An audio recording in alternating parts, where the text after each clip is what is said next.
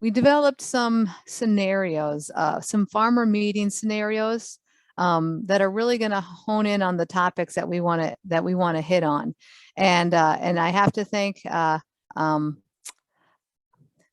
Farmer Hans and NRCS Adam for their willingness to go through these scenarios and kind of role play these issues. What I'm hoping is that these scenarios, as Hans and Adam walk through them, that they might ring familiar to conversations that you might be having in your office with farmers. And if you aren't having these conversations, listen carefully and maybe think about how you could use this information to have effective conversations with your farmers about these topics. At the end of each scenario, Fred Whitford is going to kind of hop in and facilitate some discussion and hit on some key points from the scenario, and then we'll kind of go through each of those, and Fred's going to help kind of talk about them after they're finished. So I'm going to turn off my camera and I'm going to leave it to these two. Thank you. Hey Adam, how are you today? Pretty good. How are you, Hans? I'm doing well. You letting anybody back in your office yet? A few. Okay, probably still got a mask up though, right? Oh yeah. All right. Well, thanks for meeting me via this format today. I've got a little bit of an issue I wanted to talk through with you. It's early April now, about the 2nd of April. I've got the planter all serviced and ready to get started. I did get one field with a little bit of rye put out in the fall, because I just knew that they would give this $5 cover crop payment again, and I want to make sure I took advantage of it. Thing is, I'm not quite sure what my best method for terminating the thing is and going in and planting corn. Okay, so when are you wanting to plant corn? I guess let's start with that. Well, date down here for crop insurance is April 5, and it's not the first field I plant, but once we knock out the home place, this is pretty much the next place we like to show up to. Okay, so when you say rye, are we talking annual ryegrass or cereal ryegrass? Let me check the receipts. What was this? How did you seed it? I told the co-op while I was harvesting to just get out there and get it down. They broadcasted at about 20 pounds to the acre. Okay. So did you see any of the seed? Did it look like wheat size? No, I didn't. I didn't get out there until it had already half germinated. Okay. So if you can find which seed you're looking at there, that's gonna, as far as control, that's gonna dictate which way we go. What you say, if it looked like wheat, which one would it be then? So if it looked like wheat, that is cereal rye. If it looks like grass seed, then that's going to be annual ryegrass. I think I found something here. It does say ARG. Would that be annual? Annual ryegrass. Okay. So that's what I'm dealing with. Okay, so that was put on with fertilizer application in the fall? Yeah, that'd be correct. And how tall is it right now? It's about 4 inches or so. Okay. And what's your previous experience with cover crops? We've tried a fair amount of the winter kill type species, oats and radish mixes and stuff like that. We've done a little bit of rye in the past, but to tell you the truth, I'm not sure whether it was annual or cereal. We know we killed it fairly successfully, but just kind of spotty here and there, trying stuff out. Okay. What is do you do your own spraying? My uncle sprays, my cousin services the equipment, and I deal with all of the contact with government programs and paperwork. So we all have equally important and equally difficult jobs. Okay. So are you planning on no-till in this field, or do you have experience with no-till? We like to say we no-till after corn. Okay. So you're planning on working this ground before you plant corn?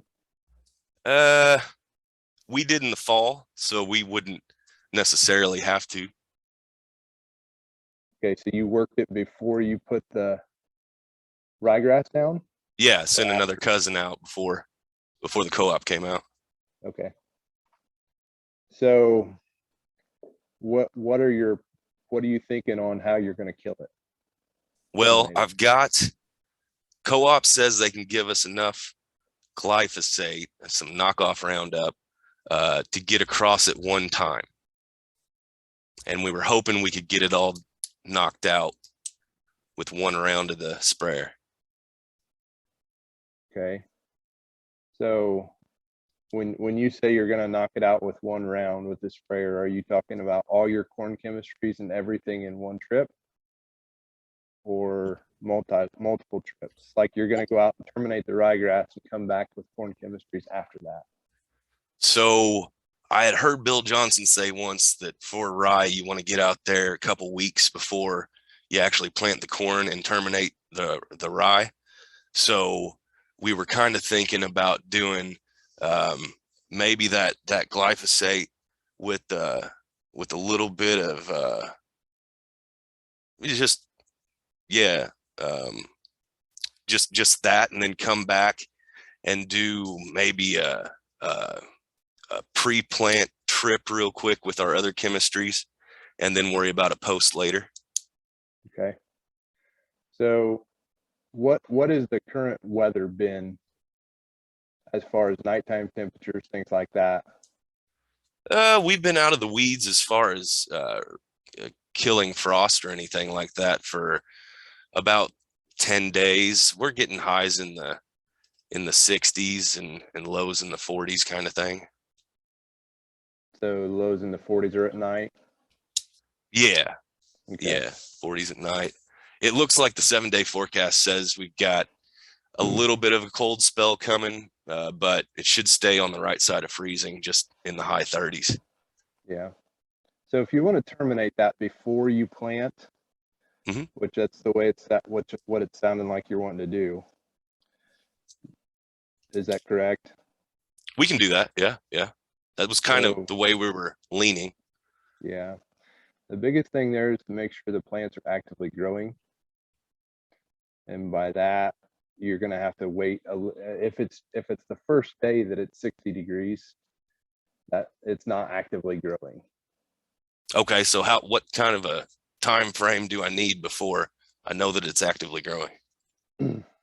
So you're going to need daytime temperatures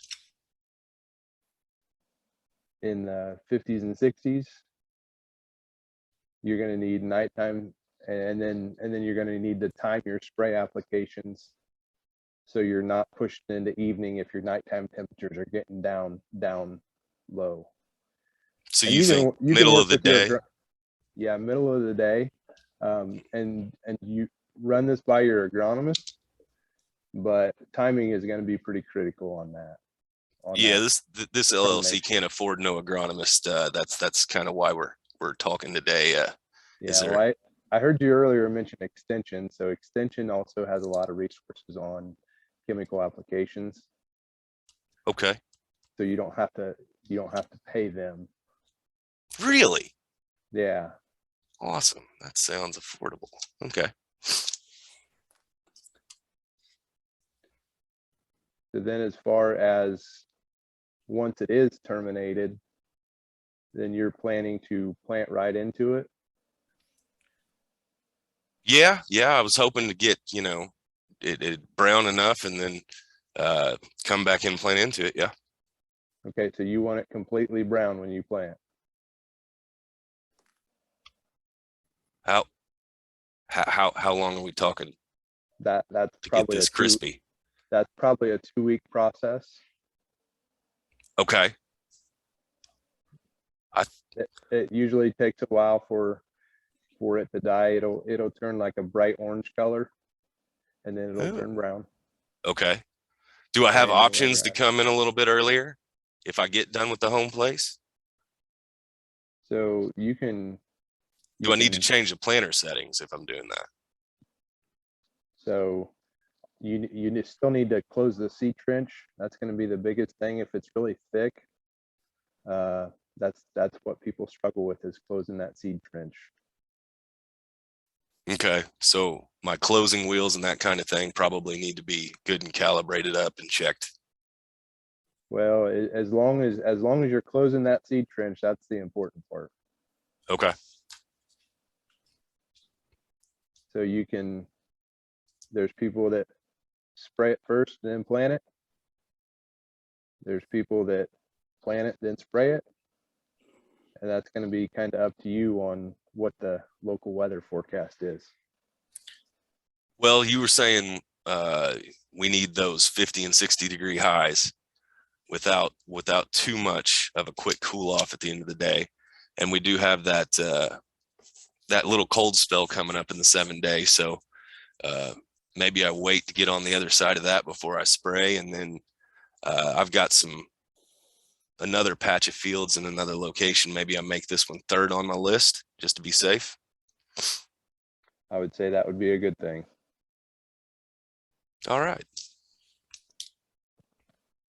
Well, thank you for your help. I think that gives me a fair amount of information to go off of, and we'll take it from there. All right. If you have any other questions, holler. Thanks. Thanks, Hans. All right. So let me ask if you can put, let's see, I can see them up on the screen. So all of you in the audience, this was a real easy question with a hell of an answer. Right, Hans? I mean, it was, all you asked him is a very simple question, and Adams took you from one end to the other. So Adam, is that a true statement? Correct. Yeah, so what we heard there was, it seems easy, but man, there was a lot of stuff there. And so if you are relatively new, you can't answer these questions if you don't get out there and see this for yourself. Get out of the office, get away from the computer, and get to the dadgum field just to watch somebody spraying, watch it turn orange, and and then start putting some of this together. So let me ask you this, Adam. You really had to separate Hans into what he was actually planning, correct? Correct. And then that made it. Then once we knew that, at least that did determine when you made the application. Adam, you seem a little unsure about the temperature. Did I read more into your face and your voice? No, it's not an absolute on the temperature. You just have to make sure that plant is actually actively growing to be able to terminate it. But I want to know from Tony or whoever, what is the answer to that? Because I thought, Hans, I didn't hear a good answer on that. You hit him 2-3 times, because I'm not sure you knew what high and low meant. I'm not sure I still do. So Tony, what's the answer? What is is there a textbook answer, what I'm supposed to tell people? Well, I'd have to agree with Adam. There's not a textbook answer. We want to see that trend temperature going to the positive, towards warmer. If we see it's going to be dropping off and getting cooler, not actively growing, then we're probably gonna pause on that. But I wouldn't say there's a textbook answer for that. So is it the daytime or the nighttime that you're worried about? Probably more so the nighttime, I think. But at the same time, if we've got really warm temperatures during the day and we're dipping a little bit at night, we might be able to get by with that. And again, it's day by day, season by season. Are you early in the season, you late in the season? Is it dry out? Is it wet out? I mean, there's how soon you want to get planted after that. There's other issues, other factors that come into play with that Sure, too. But Hans asked, this is I'm telling you, go down this road. I want something more than what you're telling me, I think. So Hans, what is it from our stand, or Bill, if Bill's there, is really what I'm looking for is a warming trend in the future above 60. I don't know, 50, 60, whatever you said. I would think 60. Okay, so Hans, what do you know about all this? What did you expect the answer to be? So I know that with the way that annual ryegrass acts, it's got to be a cool season plant. So it does stay relatively green, which means that photosynthesis will occur at temperatures above freezing, but temperatures at 50 degrees or a little bit higher are going to really kick off a growth. So you would want to see temperatures in the 50 to 60 range for a sustained period of at least 3 or 4 days to know that that plant is going to be actively growing in the middle of the day when the best time to spray is for that scenario. And then you don't want to see any temperatures below freezing, even if it does get up to 50 degrees, because then you do shut back off some of that growth. Okay, so let me, Stephanie, if we can, let me hear real quickly, 'cause I know you got to watch the time. Were there any questions of what other people, I think we have about 90 people online. Is there anything else, or whether it's from Bill, who knows this area better than most people, but either from Bill or for the participants, anything they wish they would have expected Adam to say? So Adam, I'll throw in my two cents. Was I would start off and say, Farmer Hans, this is going to take a couple minutes. It's not as easy as what you think. So Hans, let's go through my questions and we'll come up with the best solution for you. But I wasn't expecting it to be that long. So Stephanie, do we have anybody there that's can with questions that they want to throw in to us or to Hans and Adam? Anything from anybody, or Bill, anything that you heard there that you thought would be could be better said, or incorrect, more importantly, incorrect? Bill, you want to go first? Yeah, I can. Yeah, I think from the temperature standpoint, I think you hit the nail on the head. I mean, you don't want to spray on the first day following a bunch of really cold weather. So if you can get a couple days in a row and you know those plants are actively growing, the possibility of success is much higher. And I had to step out and take a phone call for part of it. So did you guys mention, so on small annual ryegrass, you really have, I think you have two options, to be honest with you. A gramoxone-based program could work on that. If you went with a glyphosate-based program, make sure you have Sharpen with it. But that would be my two comments. And if you said that, great, because I didn't hear the entire discussion because I took a quick phone call.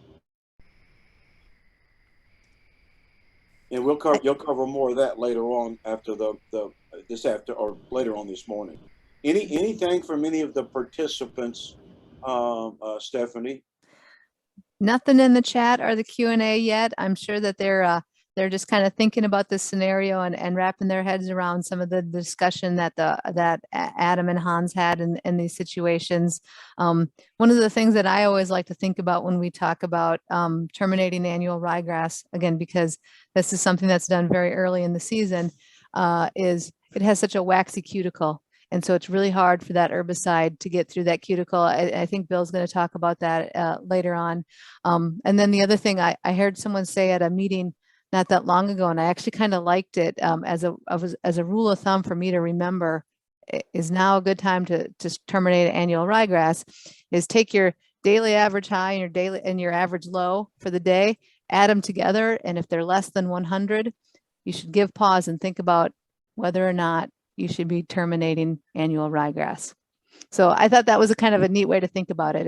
If the average high and the average low don't add up to 100, let's take a stop here and think twice before moving forward. Maybe the only other thing I would add, if you have a wet, rainy spell coming up and you're pressed for time, and you do have the ability to use either gramoxone or glyphosate, I would feel much more comfortable using gramoxone right after that cold spell than I would glyphosate. So if you have that flexibility or you have that time constraint and the flexibility, that could be something to consider as well, because gramoxone is not going to be nearly as impacted by cold weather as glyphosate will be. Okay, so Bill, these comments that Adam make were pretty much specific for the use of what Hans was saying for gramoxone. Well, you do want actively growing plant. That probably, but specifically, what they were talking about was specific for Roundup. Correct. Okay. All right, are we ready for the second one? Yep, let's head on to the second one. Just